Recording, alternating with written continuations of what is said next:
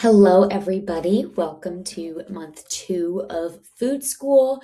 This is all about calories, energy, and how your body is actually working.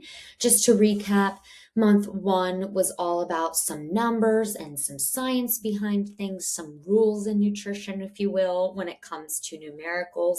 Um, and your homework was to calculate your BMR, your basal metabolic rate, and to calculate how your macros would look based on your energy expenditure and then send it to me. If you already haven't sent it to me, send it to me for review. You don't actually have to utilize these numbers quite yet. I just want to make sure you're kind of on the right track with understanding where they come from. So let's go through this. This, I think, will be a really exciting little twist on what we did last month. I just want to talk about this a little bit because sometimes people jump the gun and say tracking macros is bad. And there is no inherent good or bad when it comes to food. And that goes for the way in which you approach your nutrition and the way in which foods are classified. So they just provide literally food. It just provides different amounts of energy to your body. Different types of energy, yes, different qualities of energy. But if you look at it like that, you kind of make it not so much about how you feel about the food, and it's just, okay, this is what it is, right? So just keep that in mind as we go through here. What a calorie actually is, it's a unit of energy that your body uses to do various functions, right? Like breathing, pumping blood, thinking, moving, digesting food, working out, walking your dogs, doing two things at once, cooking. Everything is just energy expended that you're doing throughout your day. And there is, like we talked about last month a little bit, an energy in versus energy out big picture here. So, all the energy that you take in, which we can think about this very literally, not so much as like energy as people's energy, right? Like their vibes. Not really talking about that. We're talking about like actual energy, the food and the drink that you consume, right? And sleep also replenishes your energy, but we'll talk about that in another time.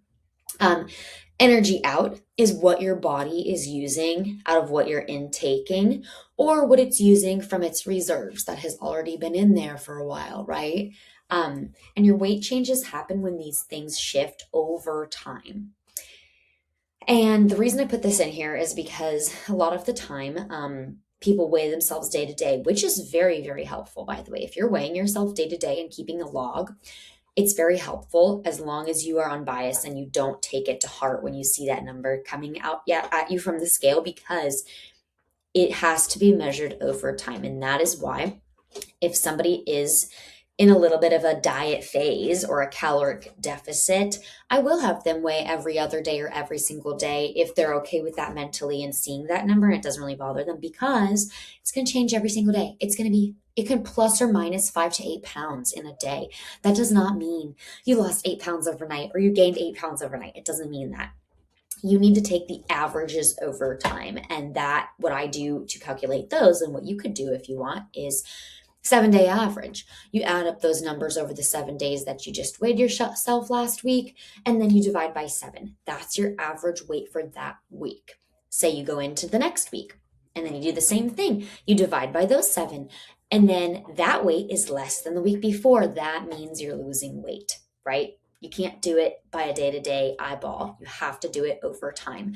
And I'll really do that over 4 weeks, no less than 4 weeks, because you really can't know from one week to the next, even. It's not enough data. We need more data points. We are scientists when it comes to this. And then, okay, let's talk a little bit about your RMR or your BMR, which we touched on basal metabolic rate, but let's talk a little bit more. So these words can be interchangeable. RMR, resting, basal is like resting. It is the energy that your body needs and utilizes while you're resting.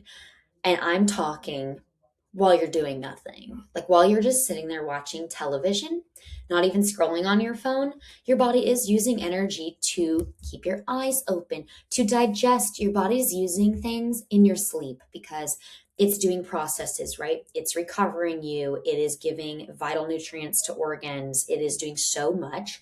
And what's really funny is that people always think this number is not very important. It's like, it's just what I do when I'm doing nothing. No, this is the largest portion of your daily energy usage, meaning this is where all your calories are getting burned in your entire day. I'm not even kidding. So, for example, I'll use myself and I'll just pretend that I did my calculations from last month and I saw that this is just an example, my BMR is 1300 calories. That means when I'm doing nothing, anytime I'm doing nothing all throughout the day and night, I am burning 1300 calories doing nothing.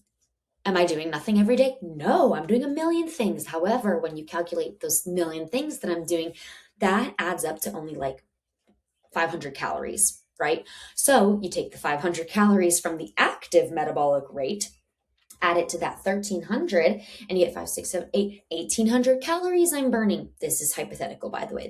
I did not just do any math here to figure that out. I am guessing, but the reason I bring that up is because a lot of people are like, oh, if I just work out some more, I'm going to work out 2 hours instead of 1 hour today.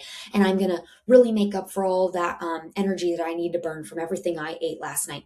You're only going to burn like 200 or 300 more calories in that workout. You are not looking at the big picture. We need to zoom out. And ways to do that are increasing your non-exercise activity because it's a lot easier on your body. You're not going to wreck your body by working out for 3 or 4 hours a day, every single day. You're going to add things like taking the stairs. You can add things into your life like parking really far away at the parking lot and walking into where you need to go. When you're in the airport, you can walk around instead of sitting for hours. It's like a ruck walk if you have a big backpack on too. Things like that are really going to increase your daily caloric metabolic rate expenditure than thinking you need to add another workout in on top of your current workout situations. So thinking of that and keeping that in mind, that is how this plays into your calories burned. This is the main part, right? And you can work on making this more efficient of a machine in your body, less efficient, but we're not going to dive into all that quite yet. So yeah, this also covers basic survival functions like we talked about, is recovery and things that we're not actively doing, but our body is doing for us. And here's my little graph of your active metabolism. So these were just examples of things that are active. This is called EAT. This is exercise athletic thermogenesis. This is when you are intentionally doing a workout. NEAT is non-exercise, okay? Activity thermogenesis. Just to clarify, there are two, EAT and NEAT, but they all fall under the active part of the metabolism. And I just wanted to put in here that it does vary day to day. For example, on my running days, that can shoot upwards of plus an additional 500 calories if I'm running that day and doing a little bit of a strength workout afterwards. If I'm not running, it's going to shoot way down and I'm not going to have that additional 500 caloric expenditure in this active metabolism part of my calories expelled each day. It also includes chores, sweeping the floor, vacuuming, mopping, doing housework, yard work, things like that. Yeah, now, okay, your total daily energy expenditure, so combining your BMR and your active metabolism and your NEAT and your EAT and all those things we just talked about, is your TDEE, total daily energy expenditure, which I said it can change day to day. Just a reminder. So it also includes things that we're not doing, like the thermic effect of food.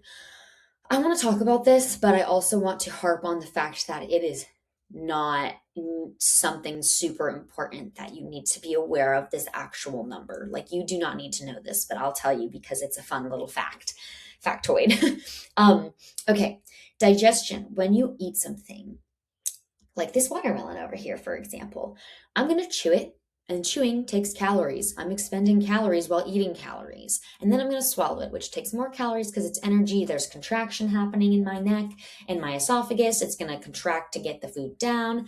The digestion that happens in your stomach, that requires calories expended. So that watermelon is using some of the calories that's already in your body to digest said watermelon. So example, say I eat 50 calories of watermelon.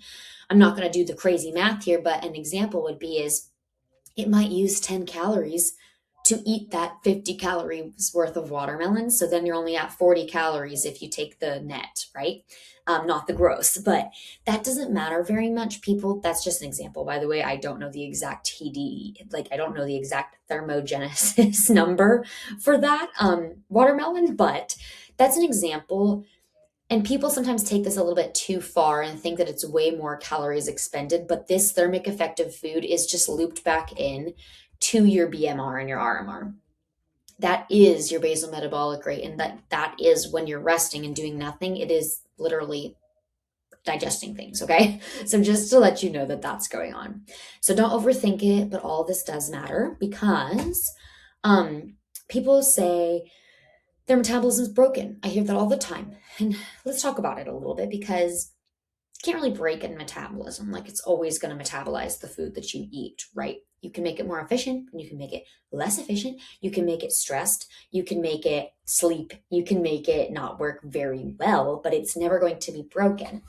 It doesn't just shut off and it adapts. That's why when I have somebody come to me and they're consistently eating 1,300 calories, remember that number I said? That was my hypothetical basal metabolic rate. If you're eating 1,300 calories and you're my size and you're 125 pounds, that's not enough for you because you're definitely not sitting being a couch potato all day and not even standing up to go to the bathroom or scrolling on your phone. You're definitely burning more than that. So, what happens with that is your metabolism starts freaking out and becoming very stressed. And what it's doing, it's going to hold any and all the calories that it can in your body, in the fats, in the fats, within the fat lining your body, visceral and subcutaneous fat. So it's going to start storing things because it's not getting enough food. It doesn't know when it will. And then especially when people consistently go all over the place. So this is an example that I saw in somebody where they were eating 1,300 calories during the week. And they were probably 20 pounds heavier than myself. So first of all, that was a red flag. And then on the weekends, they were eating like 3,000 calories on a Saturday, 3,000 calories on a Sunday.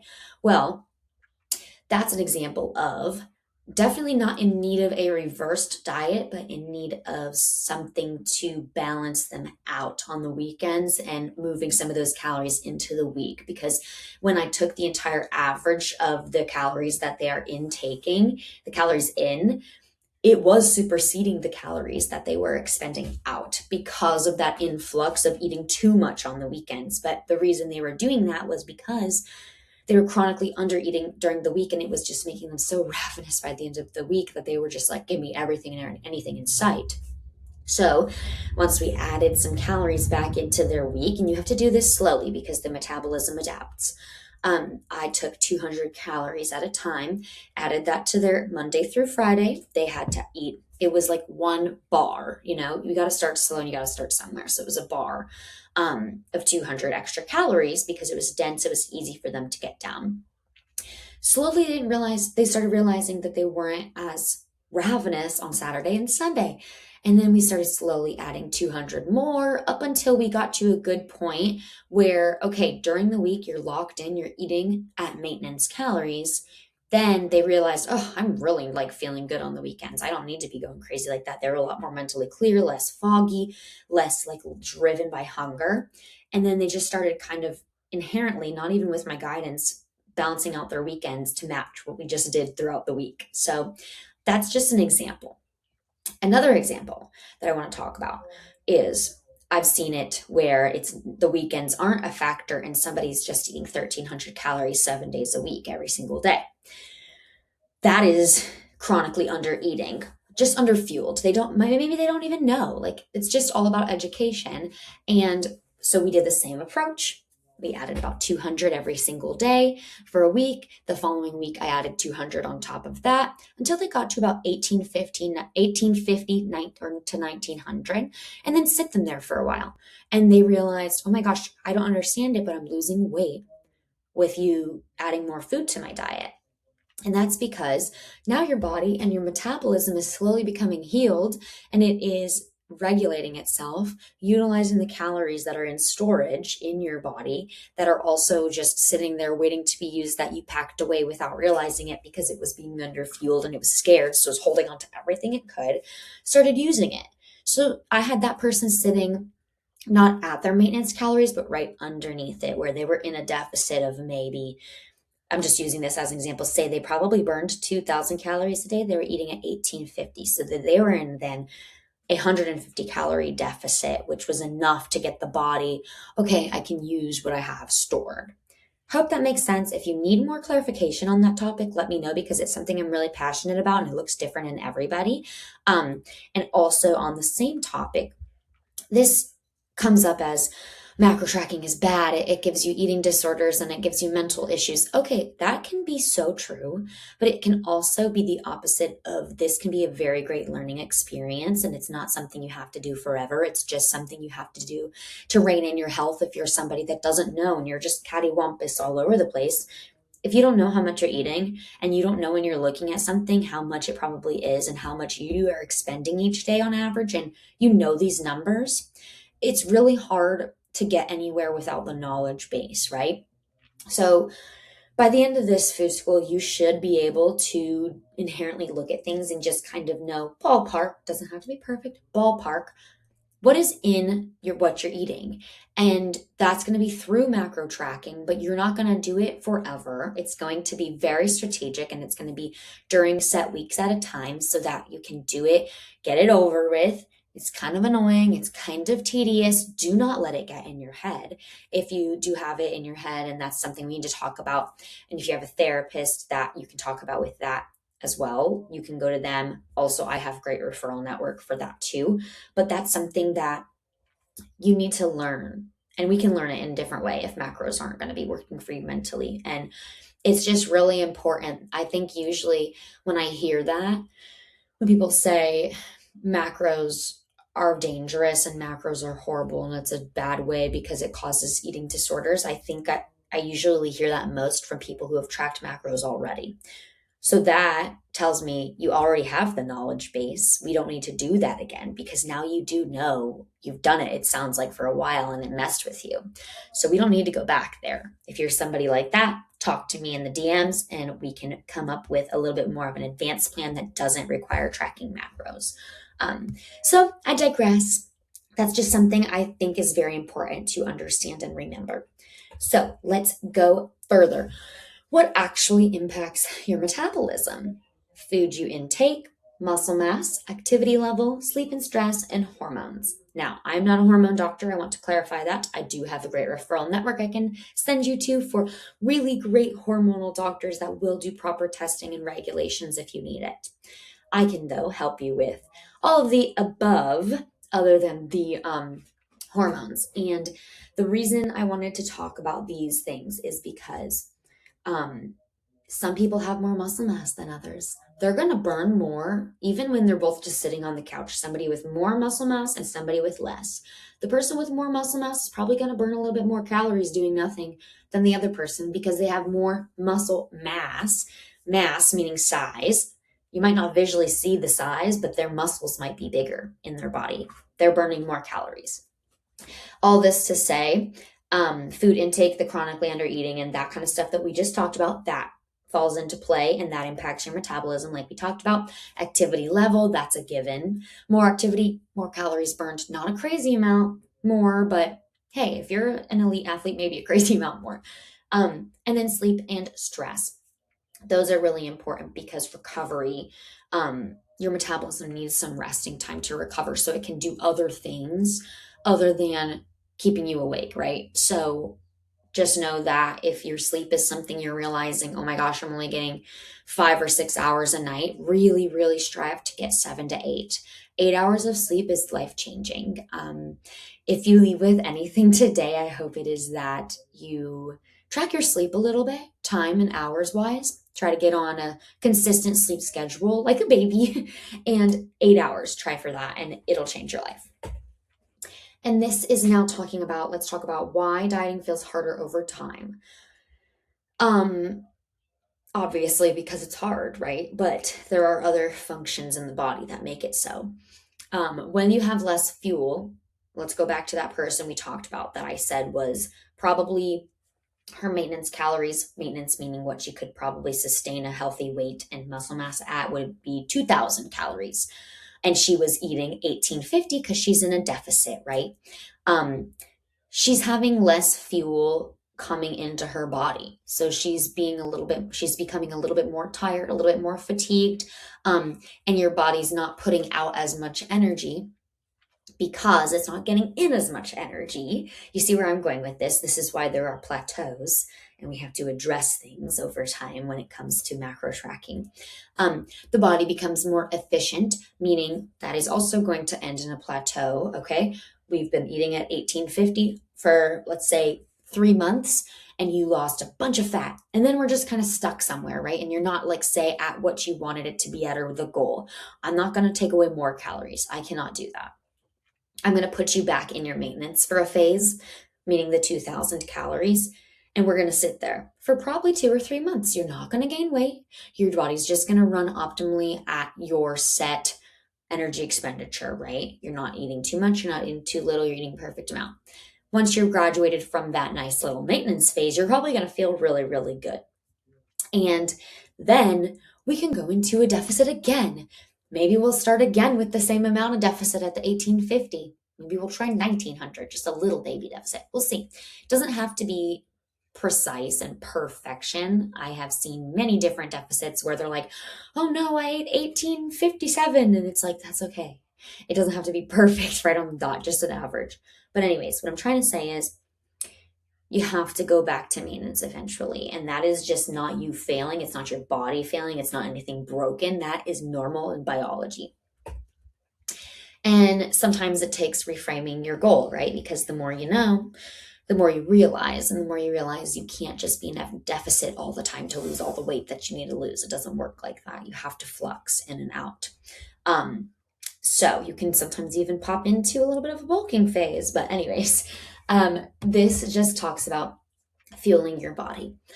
I want you to think of food as fuel for your machine. You want your machine optimally run. You want it to perform its best. You want it to live so, so long, right? And that means that your body's important, and that means the fuel's important, and it needs to be high quality fuel, right? Most of the time. So when you make that mental shift, maybe write it on a sticky note and stick it somewhere. It will absolutely change the way that you look at things.